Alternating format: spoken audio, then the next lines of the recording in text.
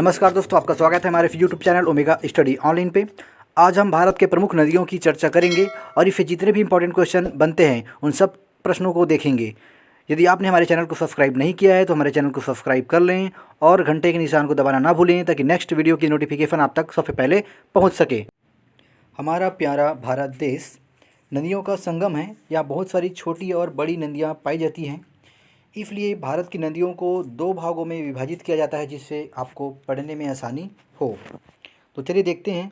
उनमें से पहला है ऐसी नदियाँ जो आपका हिमालय से निकलती हैं, और दूसरी नदी बोला जाता है आपका प्रायद्वीपीय नदी जो आपका दक्षिण दिशा से आती है। तो हम भारत की पूरे नदियों को इन दो भागों में विभाजित करके आज अध्ययन करने वाले हैं। तो चलिए आगे बढ़ते हैं। इसके पहले आपको पता होना चाहिए भारत के बारे में कुछ बेसिक जानकारी। जैसे कि आपको इस ग्राफ में कुछ चेंजेस नज़र आएंगे, इसको आपको ध्यान से देखना है। तो ये जो येलो कलर का भी जो बना ये है आपका हिमालय है। उसके बाद आपको नीचे में दिखाई दे रहा है बंगाल की खाड़ी है, और जस्ट आपको इस साइड में आपका लेफ्ट साइड में मिलेगा अरब सागर। तो देख लीजिए, यहाँ पर आपका है आपका हिमालय, यहाँ पर है अरब सागर और यहाँ पर है बंगाल की खाड़ी। तो इसके बाद ही हम आगे की पढ़ाई करेंगे। हम आपको पूरी तरह अच्छे से समझाएंगे, ग्राफ में समझाएंगे, जिससे आपको आसानी से याद हो जाएगा, आपको एक भी याद करने की ज़रूरत नहीं है।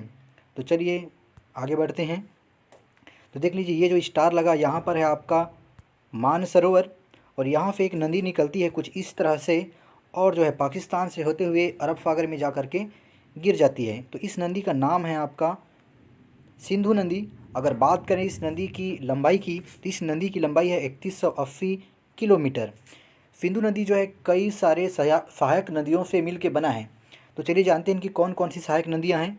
तो इनकी जो सहायक नदियाँ हैं आपका झेलम, दूसरे नंबर की सहायक नदी है आपका चिनाव, तीसरे नंबर की सहायक नदी है रावी, चौथे नंबर की सहायक नदी है आपका व्यास, पाँचवें नंबर की सहायक नदी है आपका सतलज। तो ये क्रम भी आपको याद रखना है ऊपर से नीचे की ओर। सतलज नदी से संबंधित एक बहुत ही इंपॉर्टेंट डैम है जिसको आपको याद रखना बहुत ही ज़्यादा ज़रूरी है। तो चलिए जानते हैं वो कौन सा डैम है। तो वो डैम है आपका भाखर डैम, जो कि सतलज नदी पर बनाया गया है। आपको याद ही होगा कि भारत और पाकिस्तान के बीच में सिंधु जल समझौता हुआ है 1960 में, जिसके अनुसार जो है भारत और पाकिस्तान में जो पानी का बंटवारा होता है वो 80 और 20% के अनुपात में होता है। तो चलिए आगे बढ़ते हैं अपन। अब आप अगर ध्यान से देखेंगे तो आपको ब्लू कलर का स्टार दिखाई देगा। तो ये है उत्तराखंड, और यहाँ पर एक स्थान है आपका गंगोत्री, जहाँ से भारत की सबसे प्रमुख नदी जो है कुछ इस प्रकार से भारत के 5 राज्यों से होते हुए फिर बांग्लादेश से होते हुए बंगाल की खाड़ी में जा कर के गिर जाती है। अगर बात करें इसकी लंबाई की, तो यह आपका गंगा नदी और इसकी लंबाई है 2525 किलोमीटर। और आपको बता दें कि ये जो गंगा नदी है जैसे ही बांग्लादेश में प्रवेश करती है, इसका नाम गंगा नदी से बदल करके पद्मा नदी हो जाती है। तो चलिए आगे देखते हैं। अब देखिए, एक रेड कलर में जो आपका नक्शा जो बन रहा है वो जो है गंगा की सबसे लंबी जो है यानी बड़ी सहायक नदी है, जो गंगोत्री के पास से निकलती है, और जो है गंगा को जो है प्रयाग में मिलती है। तो ये कौन सी नदी है? तो है आपका यमुना नदी है, और इसकी कुल लंबाई जो है आपका 1310 किलोमीटर है। तो आपको याद रखना है कि गंगा नदी की सबसे बड़ी सहायक नदी कौन सी है, तो वो आपका यमुना नदी है, और इसकी लंबाई है 1310 किलोमीटर। और यह जो है गंगा नदी को प्रयाग में जाकर मिलती है। प्रयाग यानी कि इसका पुराना नाम इलाहाबाद था, जिसे अब बदल करके प्रयाग रख दिया गया है। तो चलिए आगे देखते हैं। अब देखिए, यहाँ पर जो है आपका मानसरोवर के पास से एक और जो है नक्शा जनरेट हो रहा है। वो क्या है आपका बेसिकली वो जो तिब्बत में है, मतलब कि मानसरोवर जो है आपका तिब्बत में है। वहाँ से एक नदी बहती है जो कि पहले तो चाइना में बहती है, जिसको अपन जो है ब्रह्मपुत्र नदी के नाम से जानेंगे, लेकिन फ़िलहाल चाइना में उसको जो है सापो नदी कहा जाता है, जिसकी कुल लंबाई जो है आपका 2900 किलोमीटर है। जब चाइना में बहने वाली ये सापो नदी जैसे ही भारत के अरुणाचल प्रदेश में प्रवेश करती है, उसका नाम सापो नदी से बदल करके आपका ब्रह्मपुत्र नदी जो है रख दिया जाता है। उसका नाम जो आपका ब्रह्मपुत्र नदी रख दिया जाता है। और जैसे ही ये जो ब्रह्मपुत्र नदी है आपका बांग्लादेश में प्रवेश करती है, और बता दें आपको कि जो ब्रह्मपुत्र नदी है उसकी कुल जो है लंबाई जो है 915 किलोमीटर है भारत में, और टोटल लंबाई कितनी है 2900 किलोमीटर है चीन में।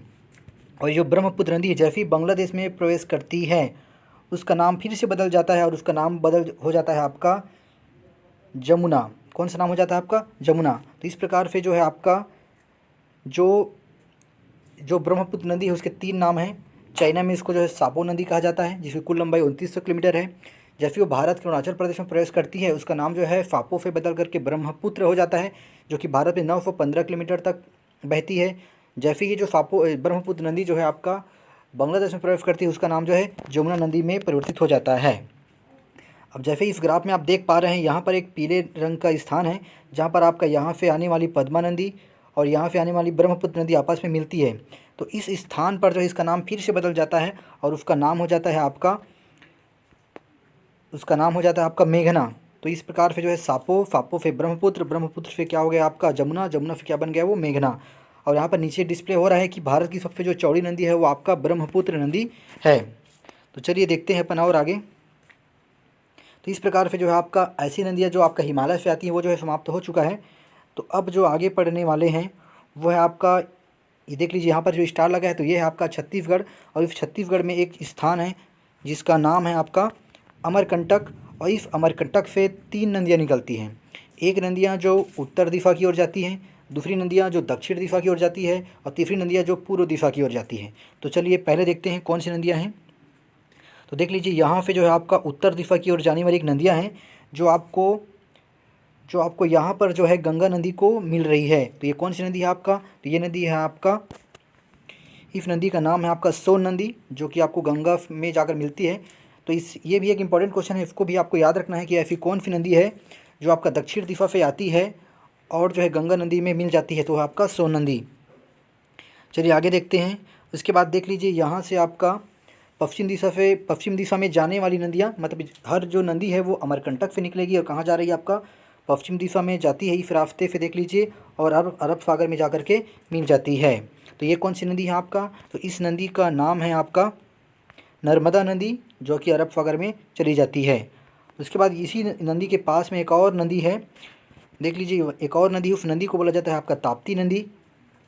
और इन दोनों नदियों के बीच में एक पहाड़ी पाई जाती है, पर्वत श्रृंखला पाई जाती है। जैसे कि आप देख रहे हैं यहाँ पर एक पर्वत जो है श्रृंखला पाई जाती है। इस पर्वत श्रृंखला को कहा जाता है सतपुड़ा पहाड़, यानी सतपुड़ा की पहाड़ी कहा जाता है। तो ये भी एक मोस्ट इंपॉर्टेंट क्वेश्चन है कि जो है सतपुड़ा की पहाड़ी किन 2 नदियों के बीच में पाया जाता है। तो आपका किन नदियों के बीच में पाया जाता है, आपका नर्मदा और ताप्ती नदियों के बीच में पाया जाता है। या फिर ऐसा भी क्वेश्चन आ जाता है कि जो है सतपुड़ा की जो पहाड़ी है वो किस नदी के बीच में है, तो आपका नर्मदा नदी और ताप्ती नदी के बीच में है।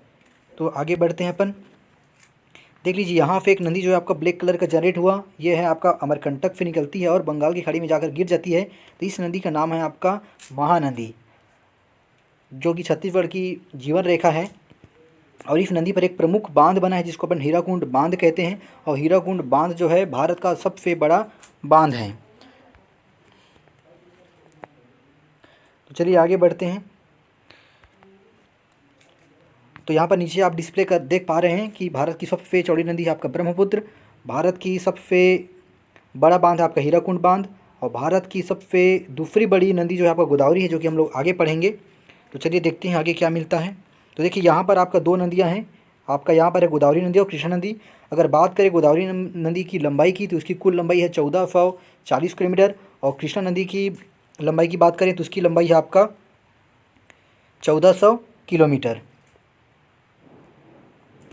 और कृष्णा नदी पर एक जो है प्रमुख क्या बना है हम आपको बताते हैं। कृष्णा नदी पर एक प्रमुख जो है बांध बना है जिसको बोला जाता है नागार्जुन सागर बांध। और इसी प्रकार से एक और नदी है जो आपका कावेरी नदी है। और कावेरी नदी पर एक जलप्रपात है, उस जलप्रपात का जो है नाम है आपका शिव सुंदर जलप्रपात। तो आपको याद रखना है कि कावेरी नदी पर शिव सुंदर जलप्रपात है। तो ये जो आपका गोदावरी नदी हो गया, कृष्णा नदी हो गया और कावेरी नदी हो गया, ये जो है आपका दक्षिण दिशा की जो है प्रमुख नदियाँ मानी जाती हैं। तो इस प्रकार से जो है हमने आपको अच्छे से समझाने का प्रयास किया है। यदि आपको हमारा यह वीडियो अच्छा लगा तो हमारे चैनल को सब्सक्राइब करें, लाइक करें, शेयर करें और घंटी के निशान को दबाना ना भूलें ताकि नेक्स्ट वीडियो की नोटिफिकेशन आपको आसानी से मिल सके।